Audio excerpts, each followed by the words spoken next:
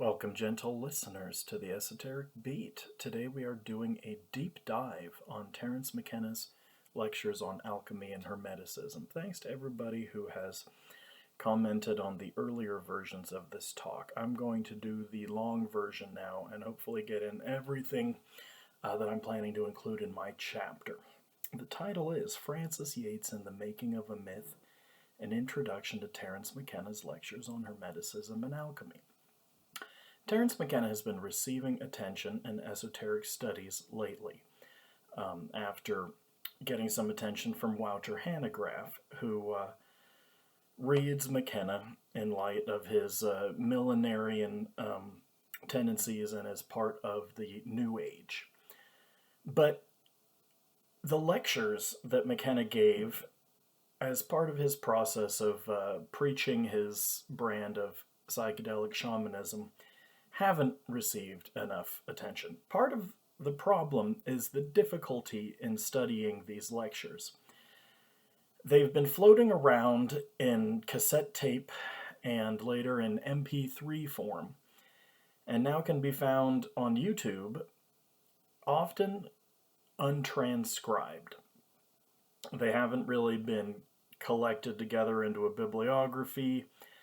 We do have a bibliography that was started by Chris Mays and recently updated by Kevin Whitesides, who is McKenna's archivist, but there's a lot of work that remains to be done in collecting the lectures, collating them, getting straight. If you look at the Ask TM website, which collects a lot of them, I've noticed that some of the lectures are mislabeled with the wrong dates or locations, and I discovered that and Kevin helped me to understand that part of the problem is the lectures on alchemy have been hosted on a website for 23 years or so since my first exposure to them. The lectures on alchemy that were delivered at Esalen were mislabeled on that website as being delivered in the Wetlands, New York. And the New York lecture was maybe a year later. But he did give lectures on Hermeticism and Alchemy in New York as well as in Esalen. So in the process of writing this chapter, I discovered that there wasn't just the one lecture set on alchemy, which is like 4 hours and 45 minutes worth of tape from Esalen. Before that one, he gave the Unfolding the Stone talk, which is the first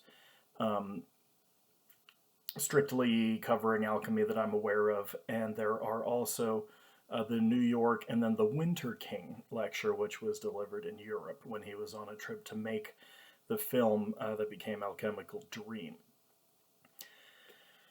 I think that this set of lectures and McKenna's engagement with alchemy and Hermeticism, and especially the work of Francis Yates, represents an interesting moment in the creative reception and transmission of esoteric tradition, as well as the scholarship of esotericism. McKenna can be viewed more as a practitioner than a scholar, right? And so if we're interested in the uses that practitioners make of scholarly materials, then we should be paying a lot of attention, right? So I think that I'm going to argue in my chapter, rather, that McKenna had a substantial engagement with Francis Yates, and especially with the tradition of Renaissance Hermeticism that she disclosed in her book, Giordano Bruno and the Hermetic Tradition, which he assigned as homework to the workshop participants who came to see him talk at Esalen, where he is acting very much like a university professor giving a course. When a university professor is sort of working on his own project in the process of disclosing and making available these primary sources for students. Engaging with Francis Yates led McKenna to some ideas about the continuity of magic and science, which he picks up and runs with, although it's not just Yates here. He also gets some of these ideas from Mircea Eliade's book, The Forge and the Crucible, which argues for a continuity between ancient shamanism and alchemy and metallurgy. And I believe that reading Francis Yates helped McKenna to, through engaging with the supposed Rosicrucian Enlightenment, which is Yates's theory of a utopian alchemical conspiracy to take over Central Europe, McKenna turned from the Jungian view of alchemists working on themselves, and he saw alchemists as working on history as their prima materia. And he also saw the planet as a sort of alchemical retort. And in terms of the creative reception of the tradition, McKenna very much makes alchemy his own. And in another lecture, which is unfortunately untranscribed, I found a place where he says, what me and what my brother Dennis was trying to do, kind of externalizing the soul, is basically what the alchemists were doing, right? The alchemists were trying to do the thing that he and his brother were trying to do, which they recount in the book True Hallucinations. And he also connects it with the Jungian idea of the UFO as a totality symbol. In the Esalen talk, he says, don't call it God, call it the Philosopher's Stone. And in various of the talks, he identifies the Philosopher's Stone of alchemy with the UFO. So he also is explaining why alchemy is psychedelic, right? Which I think is an easier thesis to swallow than the idea that alchemy gets teeth when you connect it to Terence's novelty theory. It might be a little bit harder for readers to swallow that he thinks that alchemy kind of proves his theory, and he thinks that alchemical language is a great way of explaining his theories. I'm going to focus on the shamanic angle a bit, and there's a place in one of the alchemy lectures where McKenna says, nature is a living thing with intentions, and it's communicating with us. And he found the alchemical idea of, it's not necessarily a strictly alchemical hermetic idea, but it's an idea that's in alchemy and Hermeticism and traces back through Gnosticism and Neoplatonism to Hellenistic thought in ancient Greece. And McKenna is very concerned with the concept of the world soul, which he connects with his idea of the Gaian mind and his friend Rupert Sheldrake's theories of morphogenetic fields. And he's very interested in the concept of the logos. When he gives his accounts of mushroom trips where he was communicating with the Gaian mind through the mushroom, which serves as a terminal for the Gaian mind, or maybe the mushroom is an alien or a spirit like a fairy or whatever it is, right? He says, I was talking to the Logos and the Logos told me, or I asked a question of the Logos, that kind of thing. McKenna believed that he had a rational basis for mysticism through these discoveries, and he thought that contemporary science was rediscovering these alchemical ideas. Now, this brings me to my introduction to Francis Yates.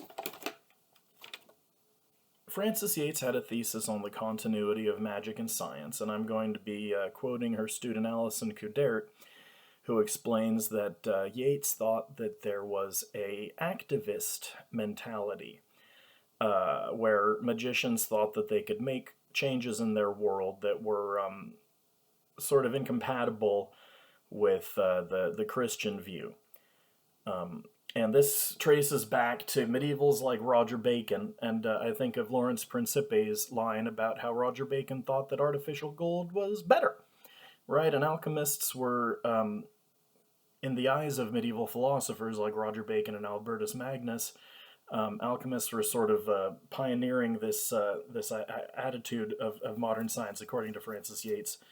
And the other idea that's important to keep in mind here is that Eliade said, or McKenna puts these words in Eliade's mouth, I don't have it in front of me, but McKenna says Eliade connected modern science with the goals of the alchemists, right? Modern science is sort of fulfilling the agenda of the alchemists, and McKenna thinks that once you take away the magical stuff, modern science is still carrying out a pathological Faustian side of Hermeticism, where he blames the fact that, we have stuff like climate change, patriarchy, the mechanistic and reductionistic aspects of materialistic and mechanistic modern science are kind of causing all these problems, right? So McKenna wants to look to alchemy as an alternative to modern science, because alchemy was a vitalistic tradition which he connects with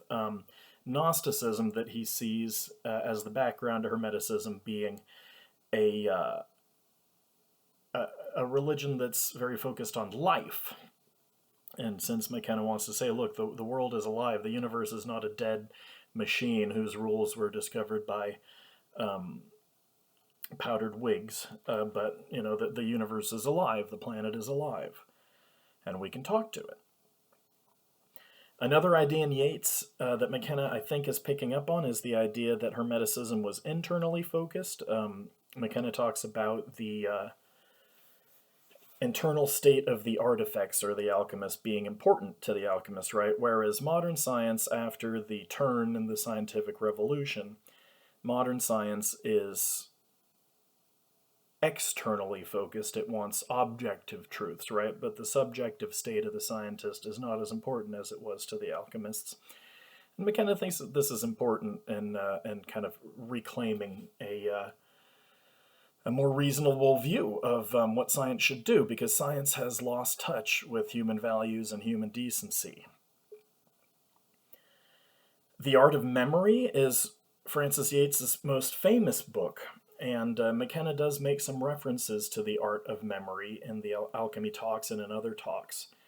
And he tells a story of when he was a college student hanging out at the UC Berkeley campus, taking lots of acid, and he ended up practicing the art of memory. Now, the classical art of memory is a method of memorizing a speech where you visualize a palace, and in the different rooms of the palace, you place images. And these images are outlandish in order to make them more memorable, and these become kind of mnemonic hooks to place these ideas. And, alchemy was a complicated tradition of heuristics for thinking about material and chemical changes, right? So you need, just like a scientist today has a lot to memorize, right? You need tricks and tools for memorizing that. And McKenna says, turns out that it works, right? This method works. There's something about the human mind that makes it work, right? And at one point, an audience member asks him, it sounds like a virtual reality, right? And McKenna says, oh, yes, it's absolutely a virtual reality. And this ties into McKenna's idea about the imagination, the idea of escaping into the imagination. And in one mode, it's sort of a metaphor, and in another mode, he wants to go beyond the metaphor, and he has a kind of an idea of like a rapture, where we're all going to be kind of like caught up in this apocalypse and retreat into the spirit. But he's also saying, we should be moving into the imagination because we are toxifying our world. We are producing too many things, and it's destroying the planet. So if we were not so focused on producing things, and if we could just enjoy ourselves by, looking inward rather than having to mess around with the exterior world, maybe that would help to solve the problem of a world that is racing toward climate change. Another idea of Yates that's important to McKenna is the changing status of the magician, whereas medieval magicians were, messing around with grimoires, conjuring dirty spirits, trying to, obtain sex or money. And in the Renaissance, with people like Marsilio Ficino and Pico della Mirandola, they were working on what's sometimes called like a high magic, where it's more spiritually concerned. He drops another book reference, D.P. Walker's Spiritual and Demonic Magic from Ficino to Campanella, that makes a similar argument. In addition to the positive view of scholars like Alison Coudert, who think that Yates left a positive legacy and was in some ways right about the continuity of magic and science theory, I'm going to look at the negative view of a scholar named Brian Vickers, who wrote a paper called Francis Yates and the Writing of History, in which he excoriates Yates for making some mistakes with the historical record. As McKenna might say, he shows that Yates played fast and loose with the record.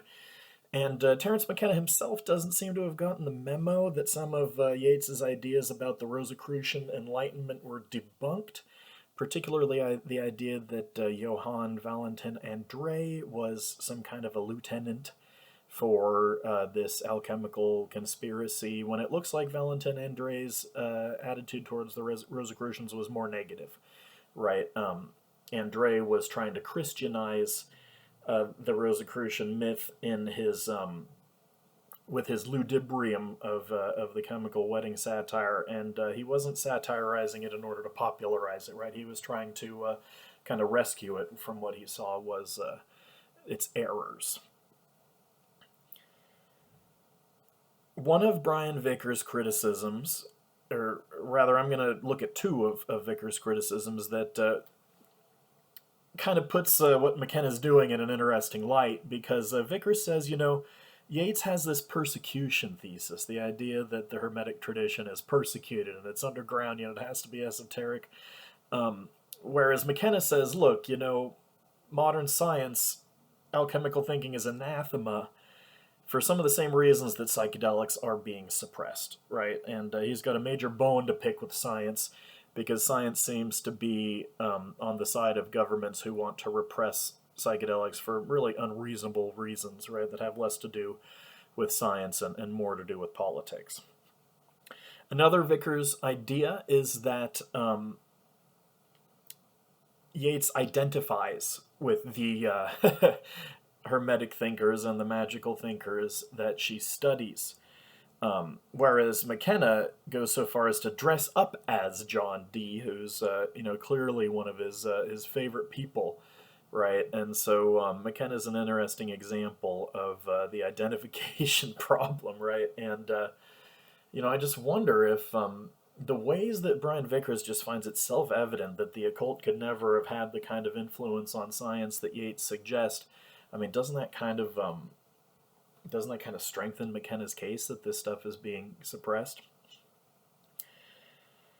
In the unpublished talk on magic, which is still untranscribed and uncollected as far as I know, I couldn't find it on AskTM, he talks about the legacy of the Renaissance magic thinkers that are covered by Francis Yates, and he says, these are really the magicians that I'm into, that I like.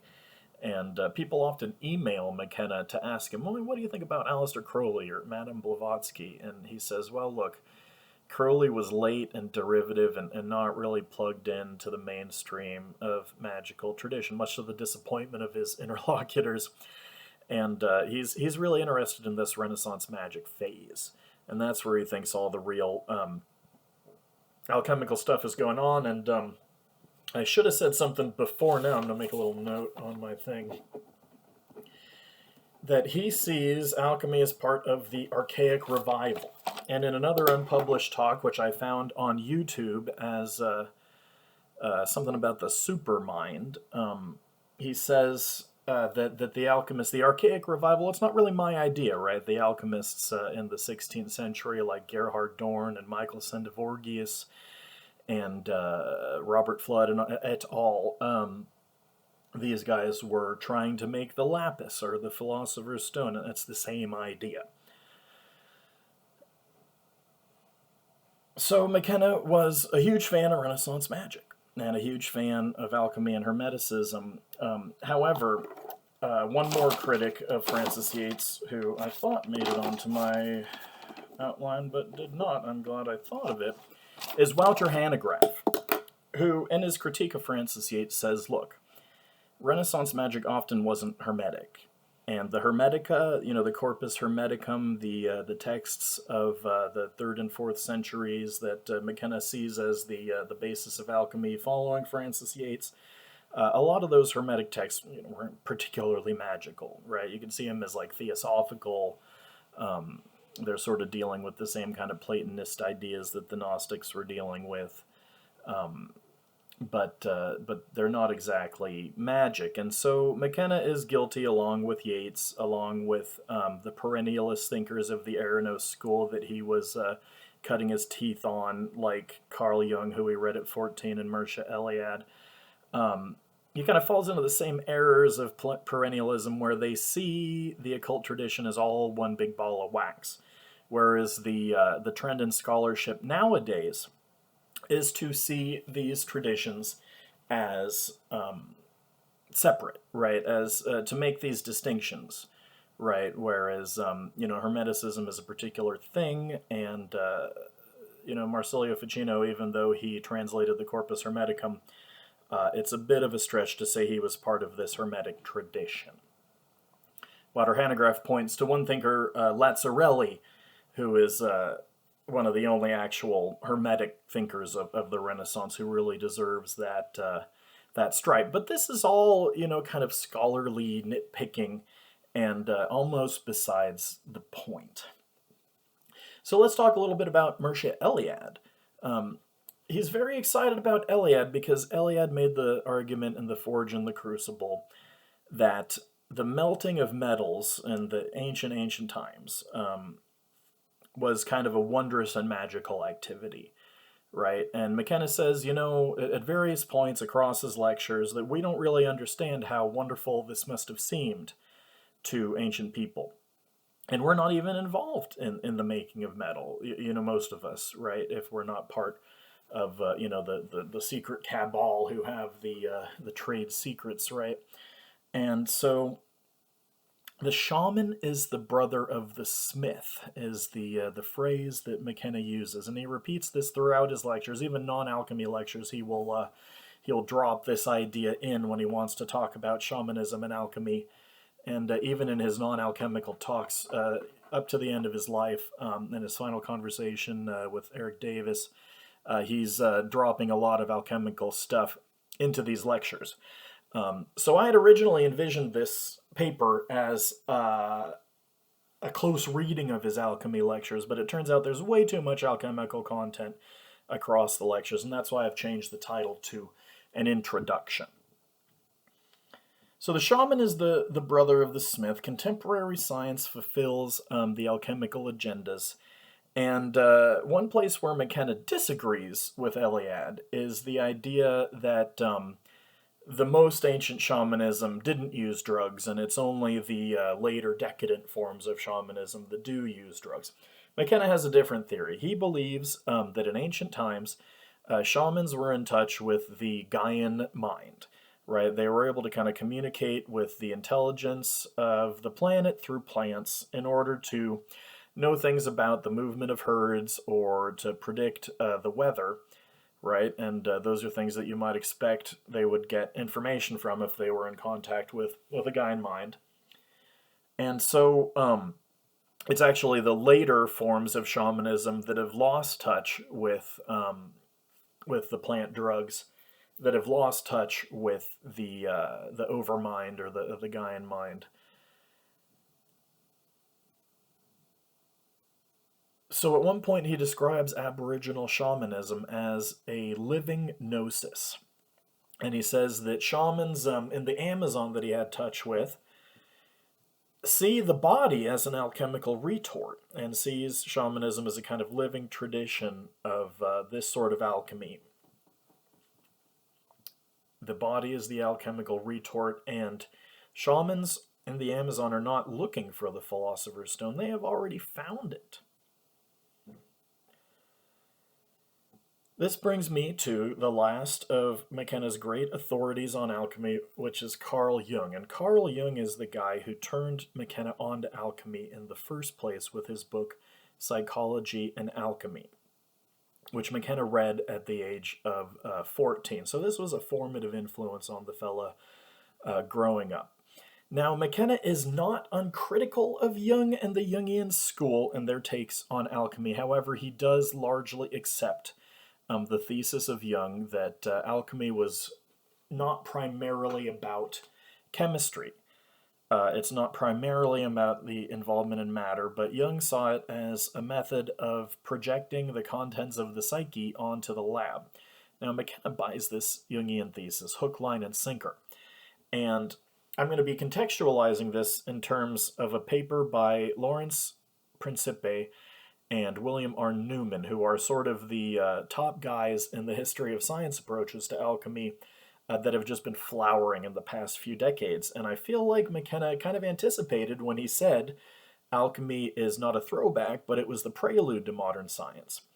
Now, in this paper, Some Problems with the Historiography of Alchemy by Principe and Newman, they complain about how this Jungian view, this attitude that what's most important is the alchemical alchemy as a sort of esoteric meditation, right?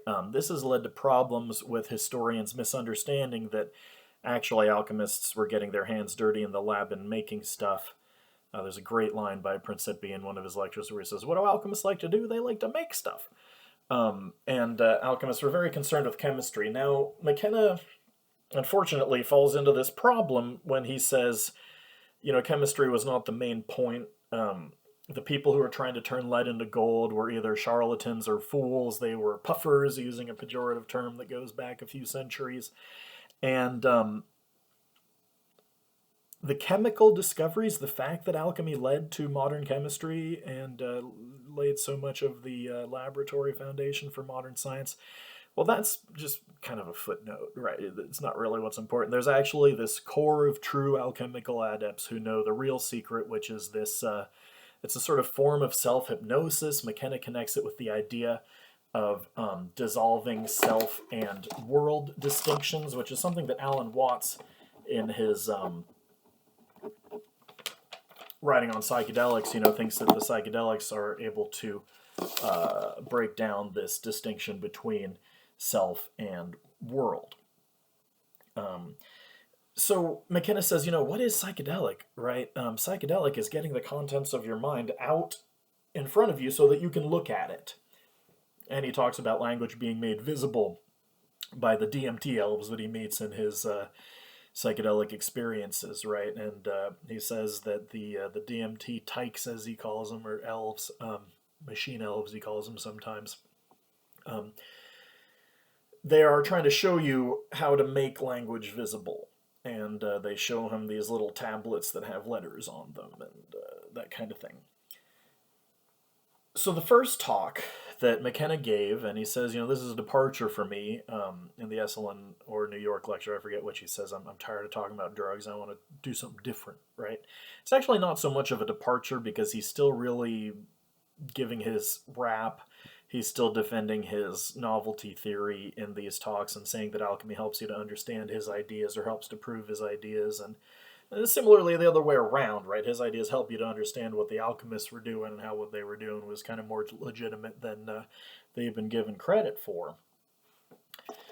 He starts his talk unfolding the stone with the theme of hope and optimism. He says, we've been through a rough 10 months, and one of the contexts here, this is 1991, we got stuff like the Gulf War going on and all the news about destruction of the rainforest and the ozone hole and whatever he's very concerned about.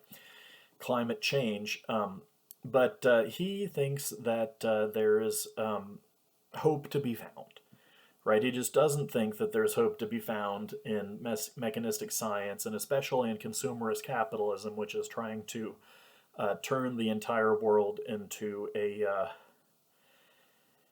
globalized airport lobby, right?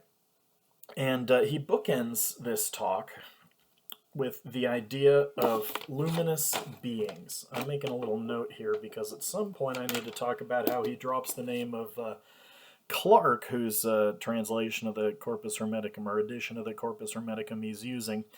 And Clark, which I think is an idea that goes back to Festugière, and you can also find in Francis Yates, the idea that Gnosticism and Hermeticism separates into these two poles of optimistic and pessimistic gnosis, whereas it's kind of stemming from the same basic insight of Gnosticism, but you can go in different directions with it. You can go in the ascetic direction, the idea that the world is a kind of a veil of tears and this very negative anti-cosmic view of the world, right? It either leads you to asceticism or hedonism and libertinism.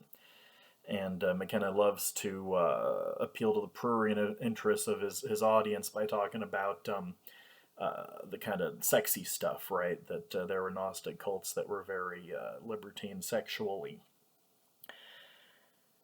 So he tells the story of a monk in a monastery who was doing a vow of silence, and one day says, I'd like to talk about meditation, right? And he says, why is it that we don't see each other as luminous beings?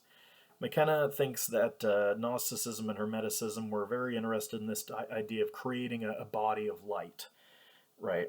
And so he bookends the first alchemy talk, Unfolding the Stone, with this idea of why don't we see each other as luminous beings, right? And he thinks that modern science, with its mechanistic, kind of worldly atheistic orientation, has sort of programmed us to fail to see or to ignore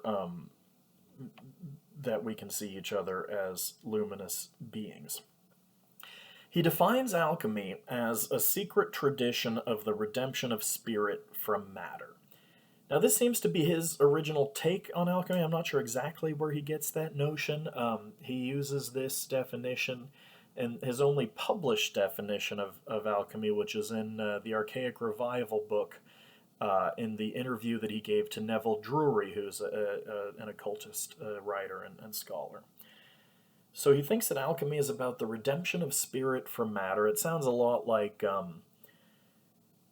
the Kabbalistic Lurianic school, right? The idea that there are these sparks that we're trying to redeem in this fallen world of the Qliphote of the shattered shells. The light of divinity is kind of being obscured by the Saturnine dark material of the world. There's two concepts of Hermeticism that he considers to be central. The idea that man is the brother of God, and he connects this to psychedelia by saying, look, the first message you get on psychedelics is that you're a divine being, and he contrasts this with the fallen state of Christianity, especially the kind of Protestant Calvinistic Christianity that conditions Western civilization as we know it, and he feels that this fallen view really disempowers us. The other idea that is central to Hermeticism is the idea that one can overcome fate through magic. And as a result, the stellar powers become an empowering rather than a disempowering force.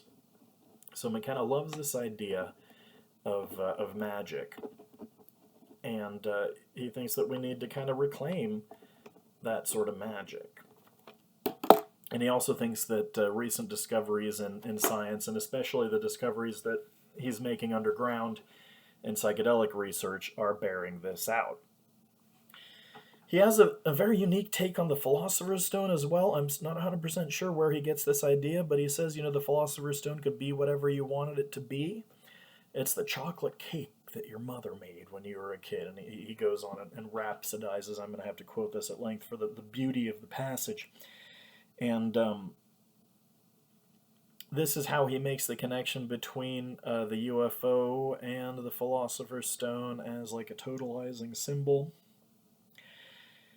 Another couple of alchemical ideas that he covers in this talk are the Negredo, which he connects with the dark night of the soul in a very Jungian fashion. He describes the Negredo as the chaos that is the precondition for redemption. And at one point he says, we are in this Negredo state, right? Hallelujah. That means that it's possible for things to change for the better. And another key alchemical idea is the coincidentia oppositorum, which is one of the reasons that he thinks that alchemy is anathema to modern science, that modern science cannot admit of paradoxes, whereas he wants to think of the ideas of matter and spirit without doing ontological damage to either idea.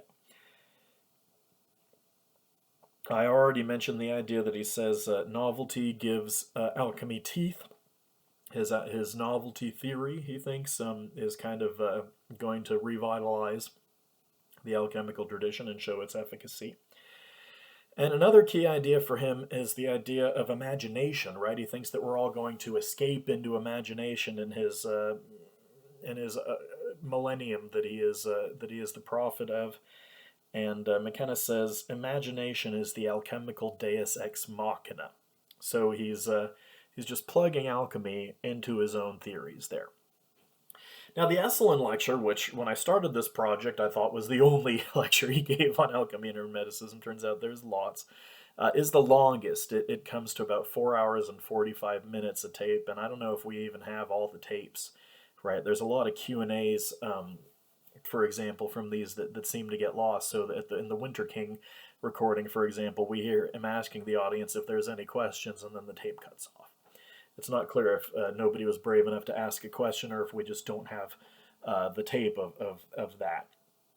And I'm actually thinking about whether I should do like an ethnographic sort of a project, trying to find people who were audiences at McKenna's lectures. And I'm probably not the only person who was turned on to alchemy and esoteric studies by Terence McKenna as a kid, as I was. So it'd be interesting to do some more work on the community, right? Because I'm interested in how McKenna was influencing and popularizing, right? He was influencing the development of the so-called occulture, of the occult within the counterculture.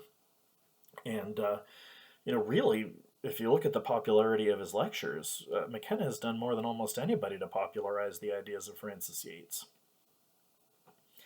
So in the alchemy lecture, in the Esalen lectures or workshops, he assigned Giordano Bruno and the Hermetic Tradition by Francis Yates as a reading for the workshop participants. However, it's not really a deep dive into the Francis Yates material, although we do get his first account of the Rosicrucian Enlightenment. In the Unfolding the Stone lecture, he had mentioned Frederick the Elector Palatine, who is the subject of Yates's theory. But he didn't really get into it. In this talk, he finally starts getting into the Rosicrucian Enlightenment stuff.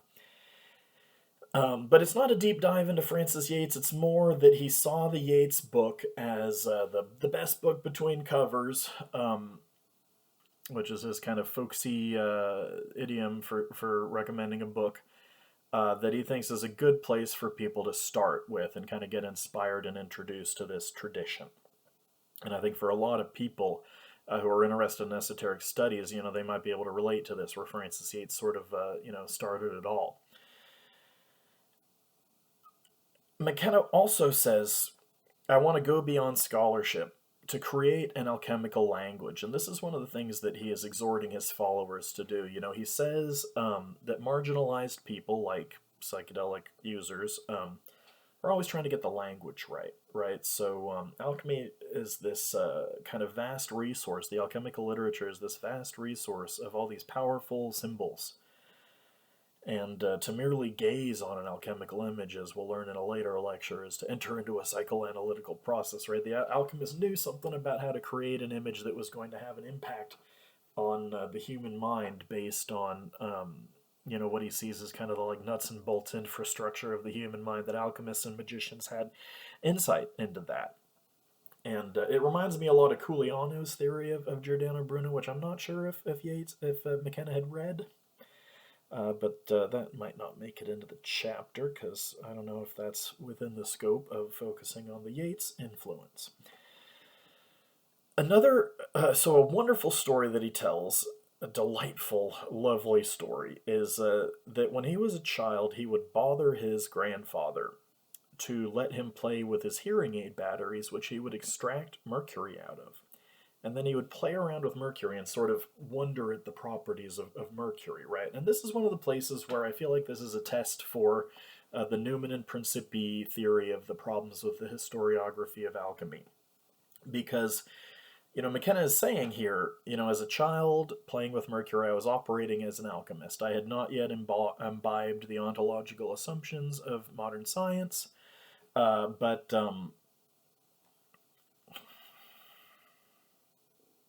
I was operating as an alchemist. What does that mean, right? There's something to do with matter that is still important for McKenna. The idea of alchemists looking at matter and sort of developing these virtues of scientific inquiry. And he thinks that modern science has lost the plot of this kind of better way of approaching this way that keeps the wonder sort of alive. In the Esalen talk, this is the first time that he talks about the Philosopher's Stone in terms of like an exercise for the imagination. He says, just in trying to imagine what the Philosopher's Stone is, we can kind of learn some of the secrets of alchemy or the secrets of magic. And to be able to like command this image in your mind, he thinks that it's he admonishes and exhorts his audience to kind of try and visualize what the philosopher's stone is. There, like this is the beginning of getting into the tradition and learning the, discovering the resources of imaginative creation that are part of magic.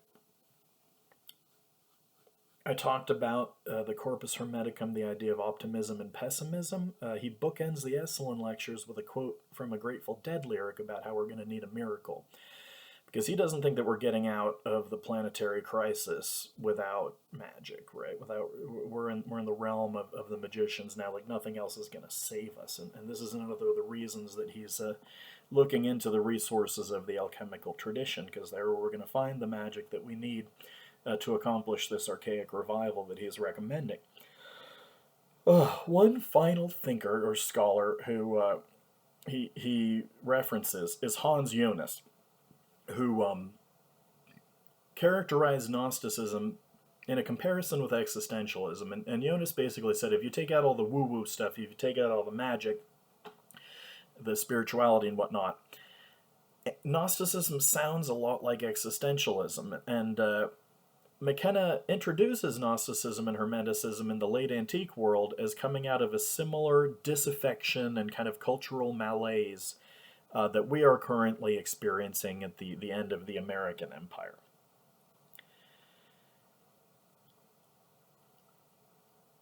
This leads to a discussion of Sartre's comment that nature is mute, which McKenna uses as the emblematic slogan of existentialism. And the idea that nature is mute is, quote, about as far from alchemical thinking as you can get.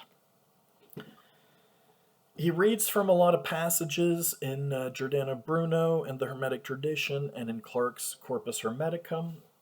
One of these passages is from the Picatrix, where McKenna looks at the city of Hermes Trismegistus, which was ordered according to astrological precepts in order to protect the inhabitants of the city from like magical attack, right?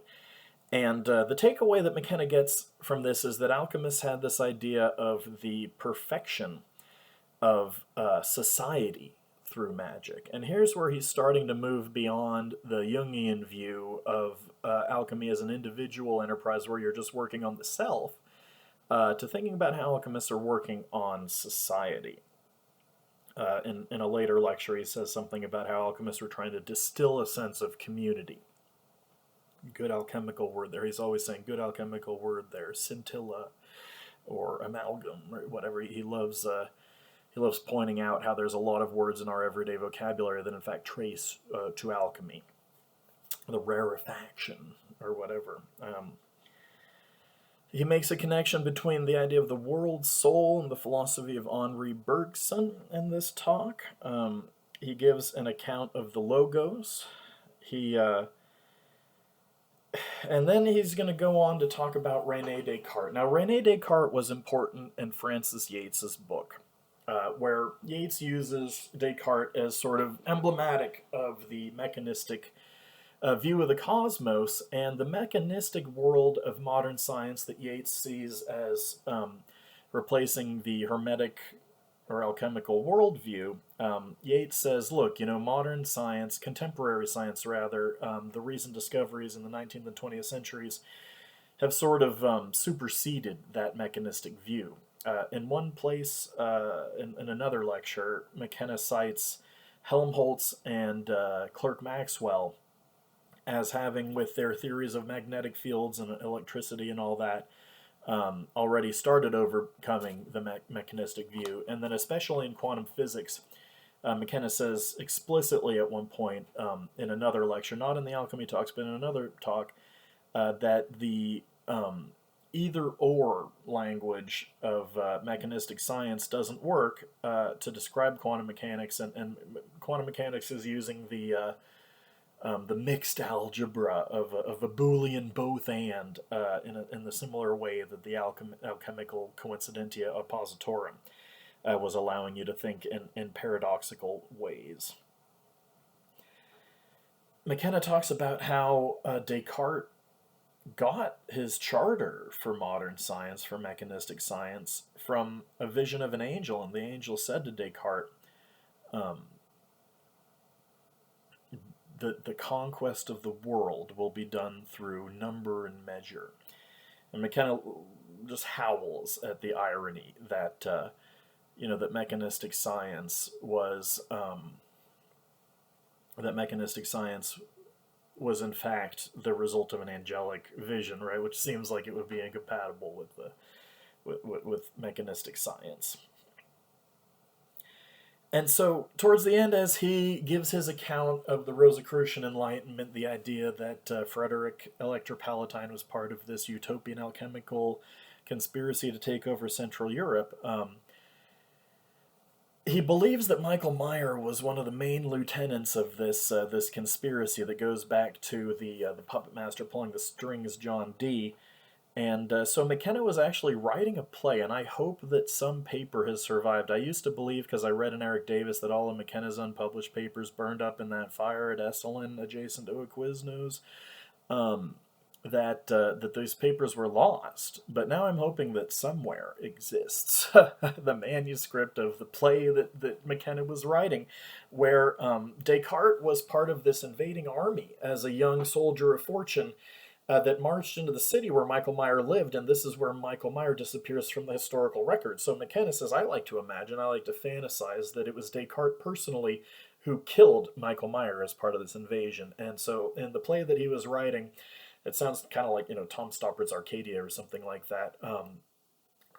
Meyer and Descartes meet in an alley, and they have a argument about how science is going to develop, about how the world is going to end up with these new discoveries. And Descartes runs Michael Meyer through, right, finishing the alchemical dream dying. I should probably make a note of this, right, because McKenna often says the alchemical dream never died. But in other places, in the Winter King lecture, he says that when Frederick's attempt to take over Central Europe failed, the alchemical dream of the Rosicrucian Enlightenment died, right? But in the way that modern science is a continuation of alchemy, and in another sense, alchemy never died, and in the fact that now that we have gotten beyond mechanistic science, the alchemical dream is sort of reborn, or it never died. So in the third lecture focusing on alchemy and Hermeticism, and this is a lecture entitled Alchemy and Hermeticism. This was delivered in New York, I believe a year later. He gives the same introduction of the two basic concepts of Hermeticism, but he adds that there is this pathological dimension of Hermeticism, which he calls the Faustian. He says science is a demonic enterprise, and it is so obsessed with the truth that it loses touch with human values, and it's not compatible with human decency and its relentless pursuit of the truth. Here he mentions that he studied at UC Berkeley with Paul Feyerabend, who is an important philosopher of science, who says, I'll teach you how to recognize the truth, but what's so great about the truth anyway is another question that we have to ask. And so McKenna is really, showing that this is inside baseball for the philosophy of science that he's doing. Right, he's thinking pretty seriously about the metaphysical presuppositions of science and trying to interrogate those. And there is a quote by Eric Davis that I should have mentioned at the outset, and I'm leaving a little now, so you can see I'm adding notes as I go. There's a quote by Eric Davis from High Weirdness, which is one of the pioneering studies of McKenna. That came out of Eric Davis's dissertation there at Rice University with Jeffrey Kripal. And Davis says, McKenna's less interested in spirituality. And McKenna talks about how when he was in India, hanging out with gurus, he became very cynical about spirituality. He thinks it's a skin game.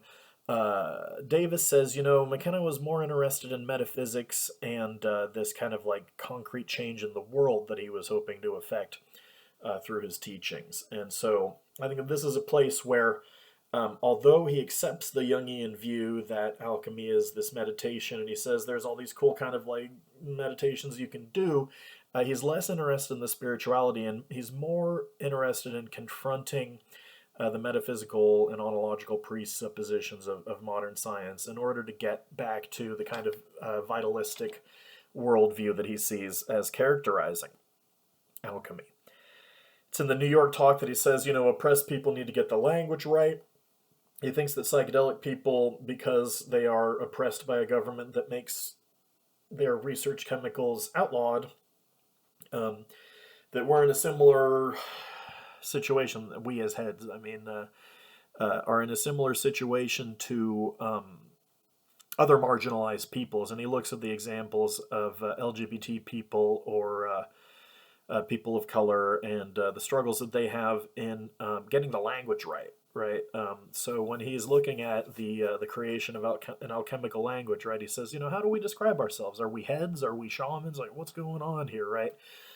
He thinks that in this project of interrogating alchemical language and rediscovering it, looking to these resources, that we can kind of figure out a way to talk about what we're doing. Graham St. John calls it psychedelic occultism, which isn't a term that McKenna used, but this is the kind of grouping for a language that we're talking about. A really interesting thing that happens in the New York lectures is he rhapsodizes about one of his favorite religious traditions, which is that of the Mandaeans, who were a baptismal cult in late antique Iraq.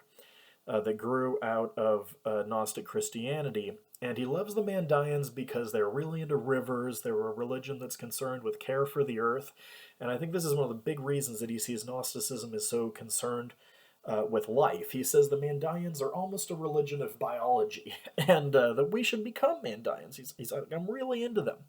And I learned from Kevin Whitesides that he mentions the Mandaeans in The Invisible Landscape and True Hallucinations, and actually brought a study on the Mandaeans with him when he went into the Amazon. So that shows how important these guys were to him. Now, I've just discovered another lecture where McKenna talks about how the Mandaeans believe that there's going to be this machine, that their Messiah was going to build this machine that's doing something with souls. It sounds very much like the Raelians, who think that we're all going to be downloaded into a computer at the end of the world, or this is something that the Church of the Subgenius parodies, right? We learn about his theory of John Dee and the Voynich manuscript, and he thinks that the Voynich manuscript was a Roger Bacon, or that John Dee tried to pass off the Voynich manuscript as a Roger Bacon alchemical text and sold it to Rudolph II for a whole lot of money. He tells stories about the DMT elves, and he's very interested in how the DMT elves are so into language. And then it's also in this lecture where he starts to get into the UFO theory. One of the sources on UFO theories is Carl Jung, who said that the UFO is a symbol of totality. But he's also very much following the project of Vallée, Jacques Vallée, who he mentions in the New York lecture. And Jacques Vallée, he had this project of kind of looking at lore of fairies, lore of elves, and all of these supernatural contact experiences as evidence for trying to understand what's happening with UFO contact type experiences. And one story that McKenna tells is that there was a woman who was a UFO contactee in maybe the 50s who was being interviewed by the CIA, and she channeled this word that McKenna went ahead and looked up. And it turns out that this word was one of the Enochian words that was revealed to Dr. John Dee by the angels that he had a conversation with. And so this kind of reminds me of how John Dee himself wrote an Enochian word in the margins of Pseudo-Dionysius's treatise on the celestial hierarchy of the angels and the kind of hierarchical structure of the cosmos. So is he doing something similar to what Dee was doing and trying to triangulate on this channeled information by looking up Enochian language? I just think it's delightful. He also talks about John Dee and Newton as these figures where science and magic kind of coexisted together. He thinks that that's very important. And this is where he debuts the ideas of the planet as an alchemical retort, of history as the prima materia that alchemists were working on, and the identity of the philosopher's stone with the UFO. Now, the last lecture that focuses on alchemy and Hermeticism is the Winter King. Now, McKenna is in Europe, and he is in one of the countries where Yates's Rosicrucian Enlightenment theory is going down. I forget if he is in Austria. I really should look that up before I finalize my chapter. And he's asking his audience, have you heard of Frederick? And they're like, who's Frederick, right? And he says, oh, Frederick's your guy, right? Frederick the Elector Palatine, the subject of Yates's Rosicrucian Enlightenment theory of a utopian brotherhood of alchemists who are trying to take over Central Europe and, usher in a kind of continuation of the Protestant Reformation, but reforming society in this alchemical way. He says, Frederick was the original freak, the reason the Bohemians are called... are these countercultural figures, right? The countercultural people, rather, are called Bohemians. Oh, well, that's because of Frederick, right? Who was, at one point, conspired to make himself the king of Bohemia. In the Winter King, he says, nature is a great distillery of complexity. So here's another example of how McKenna is integrating alchemical ideas with his own theory of novelty.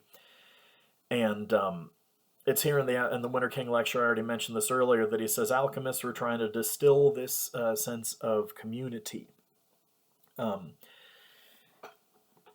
In his discussion of the Jungian view, he makes it clear that alchemy is about the dissolution of the lumpen material of the ego. Now, I should get into a discussion. I'm going to make a note here. He sees ego as to blame for many of the problems with modern science, right? The way that science is Faustian and demonic, the way that it wants to just sort of use the world, see the world as a resource to be disposed of, not something that needs to be taken care of. And he thinks that the origins of ego, and here he cites Julian Jaynes, citing Julian Jaynes on ego, is he thinks that ego first came about replacing the archaic maternal matriarchal society that he believes predated civilization. He thinks that ego came in once humans lost touch with psychedelic plants and therefore lost their connection to the Gaian mind, right? And so his theory of psychedelics is that psychedelics kind of dissolve the ego, they dissolve what he calls the local language, and allows the Gaian mind to kind of come in to fill the vacuum.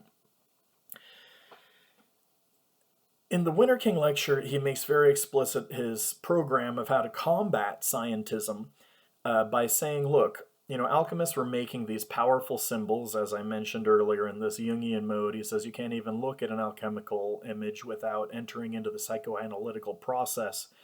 And he cites the example of surrealists who were mining the alchemical tradition in order to create their own art, to create powerful symbols. And so he says, look, we are in this world where technology that's been created to kind of surveil us and keep us trapped, we should be using that technology to make art, right? And he says, boldly, project your memes out into the world and see if they replicate.